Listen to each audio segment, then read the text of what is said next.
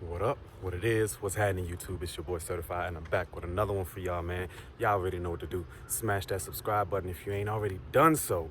So what I got going on today is I'm about to install this MOPAR Strut tower brace that I actually had painted by my car club's vice president. Shout out to my boy Andrew. I'm gonna link his IG right here. Make sure y'all check out his shaker. It's a RT shaker. That thing is clean, y'all. I'm sure y'all seen him in a couple of videos of mine in the past, but he ended up painting my strut towel brace for me. It's a metallic satin. It's a matte metallic bronze.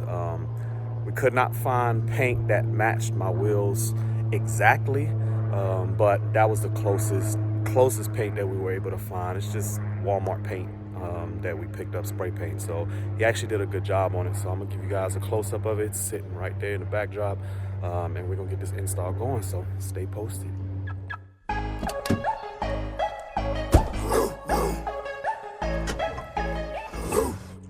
All right, so y'all see the MOPAR strut tower brace. People that actually seen it asked me why did I have him paint over the actual MOPAR bracket or label on the actual strut towel braces, and that's because I actually I'm gonna get a decal made, a custom decal made that says Daytona on here. So I wanted it to be all bronze, but if you try to compare it to my wheels, I'm glad the sun is coming out. It's not an exact match, but it's as close as it's gonna get, and it actually looks pretty good. He did a really good job, y'all, and this is all done with spray paint. He did a really good job. Better than I would have done if I would have used a spray can to try to do this stuff. So excuse the wheels being dirty. I haven't washed her in a couple of days, but yeah, it's definitely a close match. So the tools you're gonna need for this MOPAR strut tower brace is these are the bolts that come with it. Actually, I ended up getting this brace for free.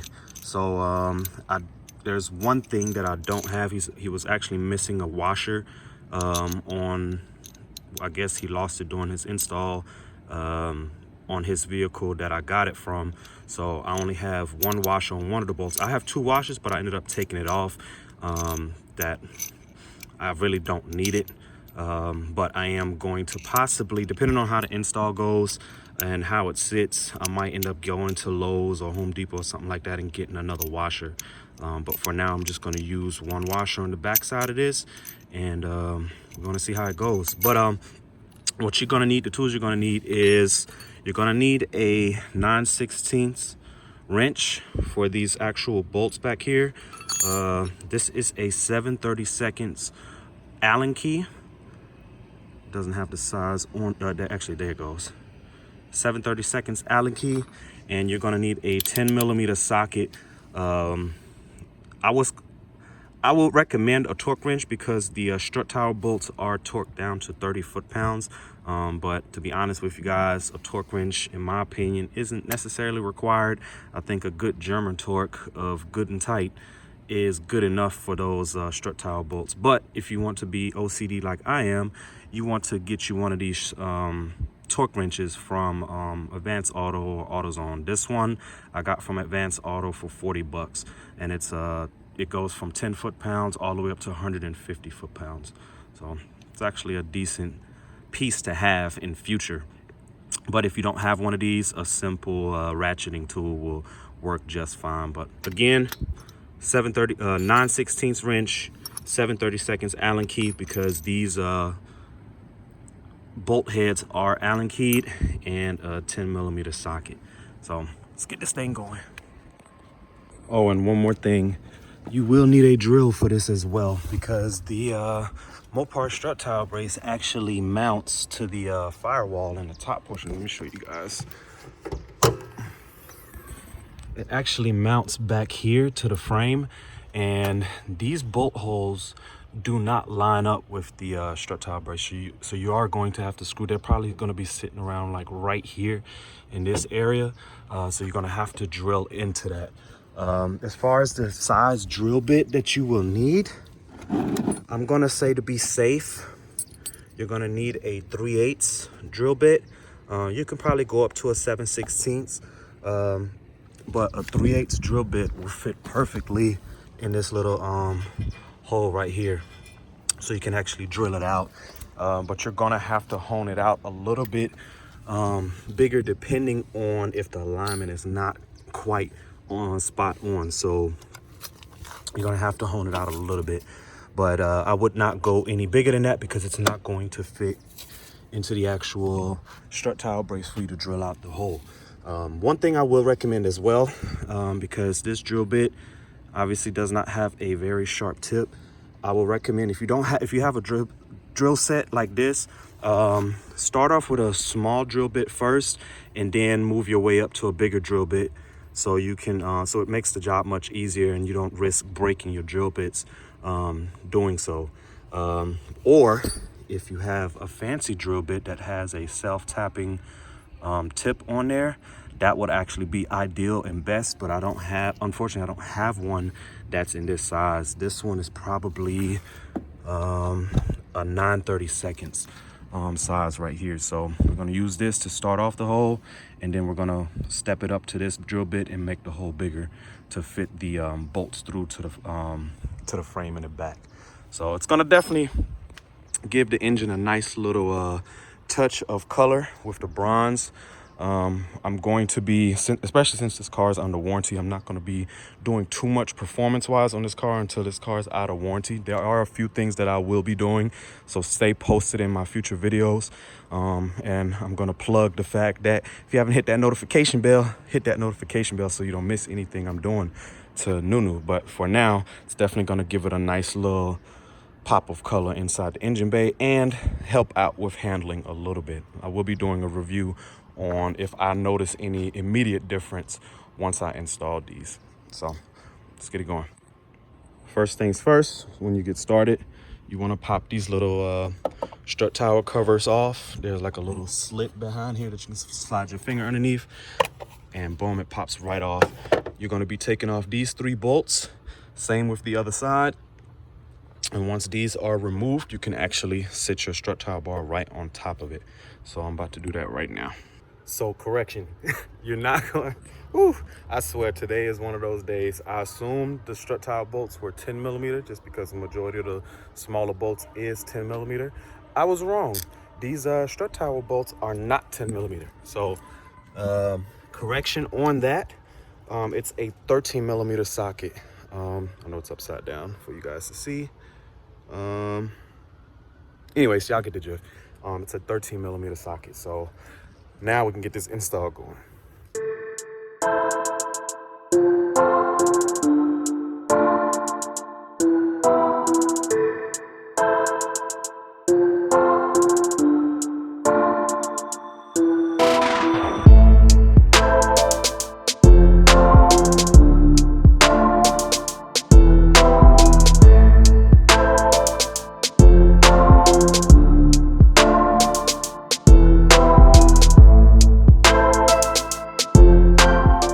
Just like that, we have the strut tile bar pre-positioned. These bolts right here, gonna have to put those on, and have to put those on, and then we also have to drill out these holes right there. This one can be a little tough just because of where that hole is positioned, but as you can see, I could lift this side up a little bit. I don't know if you can really see it in there. It is not lined up with it, so you're definitely going to have to drill out the frame on this portion right here. Actually, you can't really see it, but you're definitely going to have to drill it out. So let's get it going. So just took it back off, but as you can see where I marked the holes at, right here and right here. So it's almost like it's an inch. Don't use that as a reference in future when if you're trying to install one of these MOPAR braces, but it looks like it's almost an inch away from the 2 inward holes in the actual frame. So, but this shows you that they do not line up with these factory holes. You would think since it's a MOPAR part, they would design the strut tile brace to where it will fit perfectly in these holes right there, but it doesn't. So let's get these things drilled out.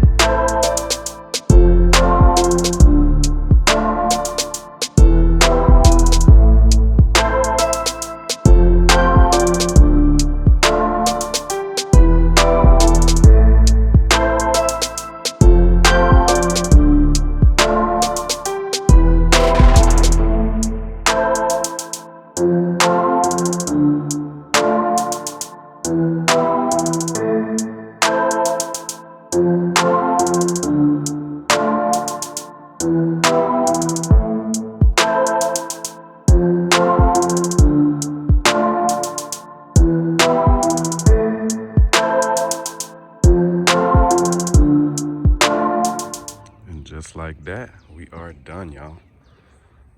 Everything is torqued down to specs. Just a quick reference or advice for you guys. These bolts right here, this one right here, I think I possibly stripped it out, but it still got tight on me. The 30 foot-pounds that is recommended to tighten these down almost seems like it's a little too much. So I will probably, I mean, everything else tightened down just fine on 30 foot-pounds, but this one right here, it definitely somewhat broke loose on me as I was trying to torque it down. So I'm not sure if this one was already borderline or if this one just so happened to give out on me or whatnot. I mean, it's tight. It's not loose or anything like that, but that one is definitely borderline, and I'm not trying to mess with it anymore because it did get tight on me. But 30 foot-pounds almost seems like it's too much for these bolts. So if you're gonna do this, I suggest maybe 20 foot-pounds or 25 foot-pounds. Because even at 20, 25 foot-pounds, it's pretty tight, pretty damn tight. But anyways, the install was pretty straight and forward. I ended up getting, I found some washers in my toolbox. So I was able to put some washers on the front and back. Since I only had 3 washers to start with, I was able to find one. But everything is good to go.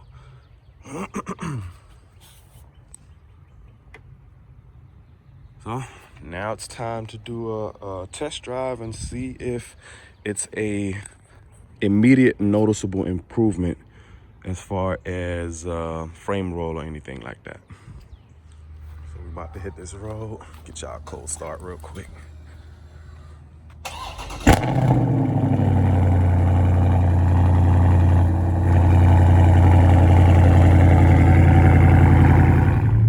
Y'all, so in the whip, gonna see how this thing feels right now. I'm going over some speed bumps.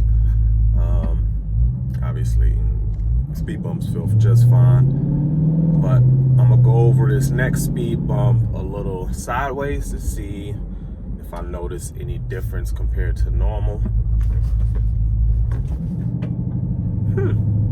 To be honest, it actually felt a little different going over that speed bump when you're going over it sideways to where your front wheels aren't hitting it at the same time. It actually feels solid, and I'm not saying it because it's all in my mind. It actually feels solid. Like, yeah, I will definitely say this strut tile bar has made a difference, but that was just one little thing. I'm sitting at a light right now. I'm about to make a left-hand turn at this light, and I'm gonna make this turn a little faster than usual just to see how the car reacts to the body roll. Light just turned, here we go.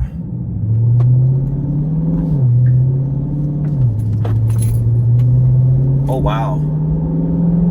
Oh wow. Yeah, definite noticeable improvement. So I highly recommend a strut tile brace.